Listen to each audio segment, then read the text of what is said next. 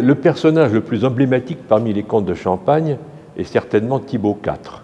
Thibaut IV, qui a vécu de 1201 à 1253, il a hérité de ses ancêtres un comté prospère. Le génie des comtes de Champagne a été de tirer parti de la situation de leur domaine sur un grand axe méridien reliant les deux pôles essentiels de la vie économique à l'époque, l'Italie du Nord, la Flandre, et de créer ici un rendez-vous d'affaires international, les foires de Champagne, qui duraient toute l'année en se succédant dans des différentes villes, Lagny, Provins, Troyes, Bar-sur-Aube, créaient toujours un événement, et de lieux d'échange, elles sont devenues aussi au XIIIe siècle des grandes places financières, des bourses.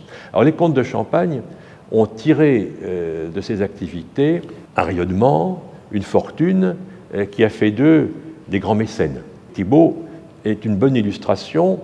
Ses ancêtres déjà avaient encouragé les poètes. La littérature en langue romane, en langue française, est née à Troyes, avec Chrétien de Troyes, qui a écrit pour la comtesse Marie de Champagne, l'épouse d'Henri le Libéral. Et Thibaut IV va encore plus loin, parce qu'il prend la plume et il est poète, il est musicien. Thibaut IV est né posthume. C'est un orphelin qui a été élevé à la cour de France. Et l'épouse du prince Louis, le futur Louis VIII, Blanche de Castille, qui avait 13 ans de plus que lui, a été un peu sa seconde maman.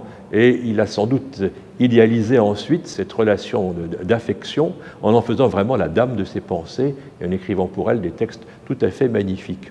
Nous sommes ici dans un cadre qui nous rappelle effectivement le beau XIIIe siècle. Bon, cette maison a été fortement touchée par la Première Guerre mondiale, mais elle a été restaurée. Elle nous restitue d'une certaine douceur de vivre, car le XIIIe siècle a été une rare époque de paix et de grande prospérité dans le royaume, et les comtes de Champagne y ont été pour beaucoup.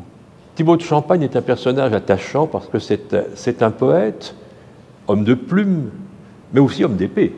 Tous les comtes de Champagne se sont engagés dans l'épopée des croisades.